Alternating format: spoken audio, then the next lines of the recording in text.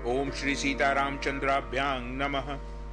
श्रीमद् वाल्मीकि रामायण अयोध्या कांडम त्रयशीतितमः सर्गः यानी सर्ग 83।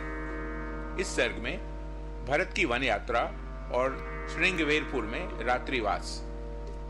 ततः समुत्थितं कल्य मास्थाय संदनोत्तमं प्रययो भरतः शीघ्रं रामदर्शन काम्यया। तदनंतर प्रातःकाल उठकर भरत ने उत्तम रथ पर आरूढ़ हो श्री रामचंद्र जी के दर्शन की इच्छा से शीघ्रता पूर्वक प्रस्थान किया। अग्रतः प्रययुस्तस्य सर्वे मंत्री पुरोहिताः अधिरोह्य हयैर्युक्तान् रथान् सूर्य रथोपमान। उनके आगे आगे सभी मंत्री और पुरोहित घोड़े जुते हुए रथों पर बैठकर यात्रा कर रहे थे। वे रथ सूर्यदेव के रथ के समान तेजस्वी दिखाई देते थे। नवनाग सहस्त्राणि कल्पितानि यथा विधि अन्वयुर्भरतं यान्त इक्ष्वाकुकुल नंदनम। यात्रा करते हुए इक्ष्वाकुकुल नंदन भरत के पीछे पीछे विधि पूर्वक सजाए गए 9000 हाथी चल रहे थे। षष्ठी रथ सहस्त्राणि धन्विनो विविधायुधाः अन्वयुर्भरतं यान्तं राजपुत्रं यशस्विनम। यात्रा परायण यशस्वी राजकुमार भरत के पीछे 60,000 रथ और नाना प्रकार के आयुध धारण करने वाले धनुर्धर योद्धा भी जा रहे थे। शतं सहस्राण्यश्वानां समारूढ़ानि राघवम् अन्वयुर्भरतं यान्तं राजपुत्रं यशस्विनीम। उसी प्रकार 1,00,000 घुड़सवार भी उन यशस्वी रघुकुल नंदन राजकुमार भरत की यात्रा के समय उनका अनुसरण कर रहे थे। कैकेयी च सुमित्रा च कौसल्या च यशस्विनी रामनयन संतुष्टा ययुर्यानेन भास्वता। कैकेयी, सुमित्रा और यशस्विनी कौसल्या देवी भी श्री रामचंद्र जी को लौटा लाने के लिए की जाने वाली उस यात्रा से संतुष्ट हो तेजस्वी रथ के द्वारा प्रस्थित हुई।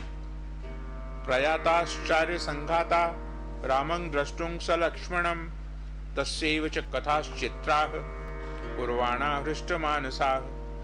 ब्राह्मण आदि आर्यों यानी त्रैवर्णिकों के समूह मन में अत्यंत हर्ष लेकर लक्ष्मण सहित श्री राम का दर्शन करने के लिए उन्हीं के संबंध में विचित्र बातें कहते सुनते हुए यात्रा कर रहे थे। मेघ श्यामं महाबाहुं स्थिर सत्वं दृढ़व्रतं कदा द्रक्ष्यामहे रामं जगतः शोकनाशनम। वे आपस में कहते थे, हम लोग दृढ़ता के साथ उत्तम व्रत का पालन करने वाले तथा संसार का दुख दूर करने वाले स्थित प्रज्ञ श्याम वर्ण महाबाहु श्री राम का कब दर्शन करेंगे। दृष्ट एव हि नः शोक मपनेष्यति राघवः तमः सर्वस्य लोकस्य समुद्यन्निव भास्करः। जैसे सूर्यदेव उदय होते ही सारे जगत का अंधकार हर लेते हैं, उसी प्रकार श्री रघुनाथ जी हमारी आंखों के सामने पड़ते ही हम लोगों का सारा शोक संताप दूर कर देंगे। इत्येवं कथयन्तस्ते संप्रहृष्टाः कथा शुभाः परिष्वजानाश्चान्योन्यं ययुर्नागरिकास्तदा। इस प्रकार की बातें कहते और अत्यंत हर्ष से भरकर एक दूसरे का आलिंगन करते हुए अयोध्या के नागरिक उस समय यात्रा कर रहे थे। ये च तत्रा परे सर्वे सम्मता ये च नैगमाः रामं प्रतीयुर्हृष्टाः सर्वाः प्रकृतयः शुभाः। उस नगर में जो दूसरे सम्मानित पुरुष थे वे सब लोग तथा व्यापारी और शुभ विचार वाले प्रजाजन भी बड़े हर्ष के साथ श्री राम से मिलने के लिए प्रस्थित हुए।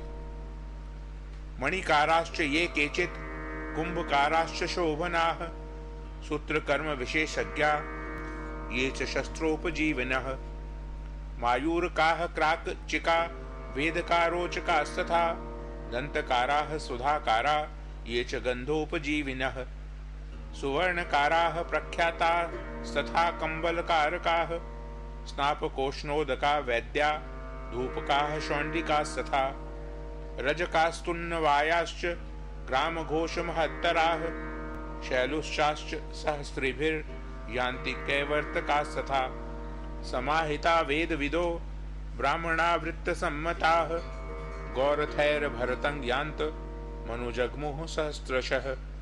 जो कोई मणिकार यानी मणियों को सान पर चढ़ाकर चमका देने वाले अच्छे कुंभकार, सूत का ताना बाना करके वस्त्र बनाने की कला के विशेषज्ञ, शस्त्र निर्माण करके जीविका चलाने वाले, मायूरक यानी मोर के पंखों से छत्र व्यजन आदि बनाने वाले, आरे से चंदन आदि की लकड़ी चीरने वाले, मणि मोती आदि में छेद करने वाले, रोचक यानी दीवारों और वेदी आदि में शोभा का संपादन करने वाले, दंतकार यानी हाथी के दांत आदि से नाना प्रकार के वस्तुओं का निर्माण करने वाले, सुधाकार यानी चूना बनाने वाले, गंधी, प्रसिद्ध सोनार, कंबल और कालीन बनाने वाले, गर्म जल से नहलाने का काम करने वाले, वैद्य, धूपक यानी धूपन क्रिया द्वारा जीविका चलाने वाले, शौंडिक यानी मद्य विक्रेता, धोबी, दर्जी, गांवों तथा गौशालाओं के महतों, स्त्रियों सहित नट, केवट तथा समाहित चित्त,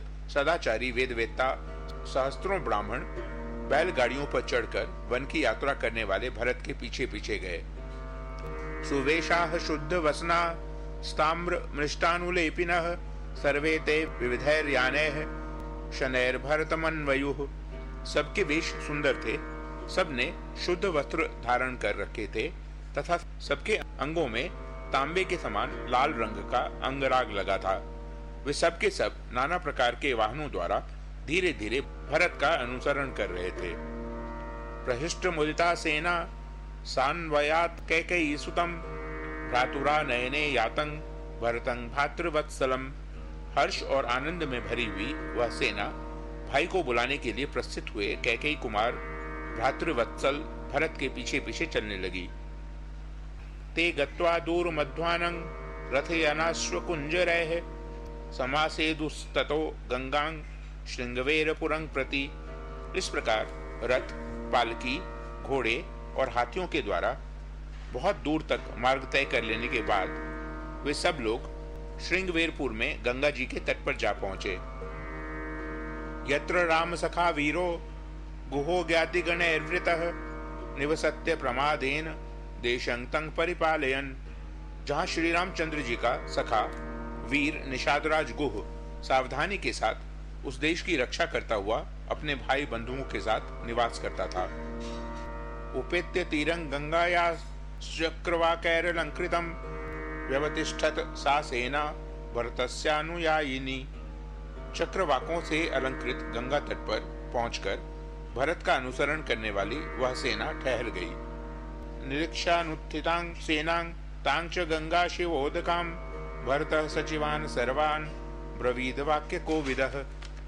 पुण्य सलिला भागीरथी का दर्शन करके अपनी उस सेना को शिथिल हुई देख बातचीत करने की कला में कुशल भरत ने समस्त सचिवों से कहा, निवेशयत में सैन्य मभिप्रायेण सर्वतः विश्रांताः प्रतरिष्यामः श्व इमां सागरंगमां।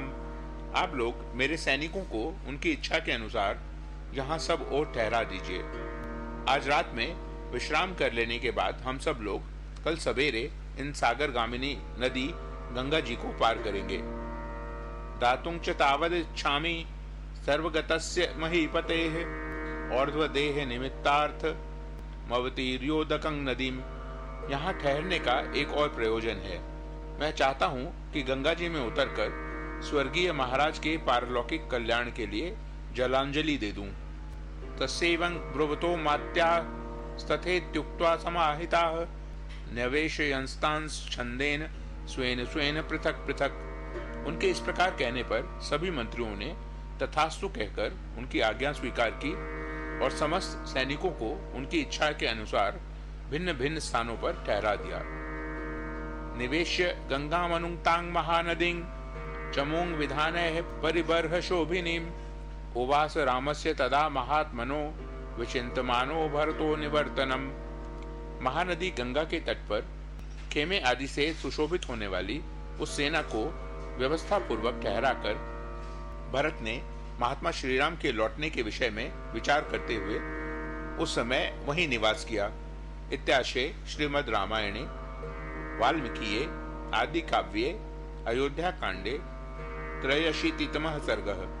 इस प्रकार श्री वाल्मीकि निर्मित आश रामायण आदि काव्य के अयोध्या कांड में 83वां सर्ग पूरा हुआ। ओ